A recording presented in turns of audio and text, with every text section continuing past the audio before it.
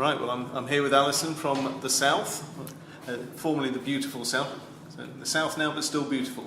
Oh, maybe some of us, I don't know, but hi, how are you? Very well, thanks. Welcome back. Thank you very much. So, obviously you played here a couple of years ago, went down really well. Do you remember the set? Yeah, I've got very strong memories of it actually. It was a beautiful day then, and I think we've been really lucky with the weather this weekend as well. But it was one of those nights where we hung around and watched 10cc afterwards, and it just blew me away. I thought they were amazing. So it was a great fun. The audience were amazing back then, and let's hope they can live up to the audience of a couple of years ago. Well, they seem to be doing so far, and obviously we've got 10cc back again this year as well. So it's a strong lineup. Have you had a chance to have a look at the others? We've got the Proclaimers tomorrow and 10cc. It would be amazing to hang around. Unfortunately, we're off to up north tomorrow, so we're gonna hang around. Obviously, once our set's done, I'm definitely going to hang around and watch Billy Bragg. I'm quite interested to see him. I've never seen him before. And also, I was meant to be here with my whole family, my kids and my husband, and we were going to have a wander around because I've heard it's quite a family-friendly event. So I was quite looking forward to doing that with them. But as I'm on my own, I'm going to have a quick jaunt around and see what's going on. Good. It is a beautiful festival. The atmosphere is amazing. It's just so chilled, it's so relaxed. Yeah, I'm really looking forward to seeing it, yeah. So, and what can we expect tonight from you? Well, hopefully a very good time. If you've never heard the band before, then hopefully you'll walk away knowing, unaware of how many songs you already knew, really. So we'll do a festival set list, really, so full of all our hits, even though we've had to cut some of them out because obviously we've got such a choice, and obviously a couple of our stuff from our new album as well. I was just going to ask you about that. It's the first new album, and you funded it yourself, is that right? Yes, it's back to basics really. Once we reformed, we weren't with a record company, so we had to fund it ourselves, and it's been quite a liberating experience because we can now get involved in all the processes, the decision making, the writing. So it's a lot more of a democratic process.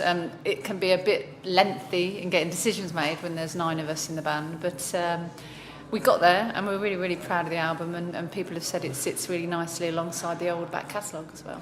So does anyone have the final say? Or is it a 5-4 split? You do really need a trouser wearer, no matter what. So we try and be democratic. Anybody has a chance to bring anything to the table, but at the end of the day, it's myself and Dave Hemingway. You have to be really comfortable with the material because we'll be fronting it, as it were. So it's predominantly Dave who kind of has a say of how the whole project evolves. And the new material very much sitting alongside, say, the old?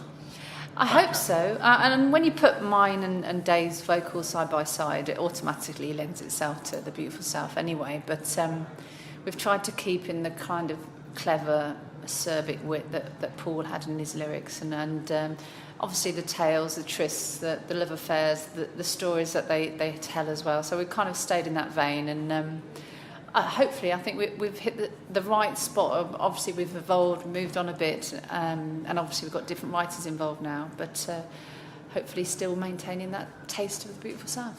And how difficult is it to choose a set list for a festival?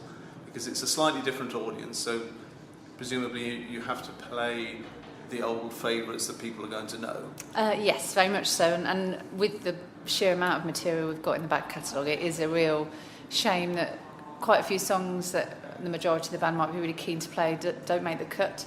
So we try and keep it upbeat, keep it very festival spirited, and hopefully if you've never seen the band before, like I say, you'll walk away pleasantly surprised at how many songs you already knew. Well, I think that was the case last time.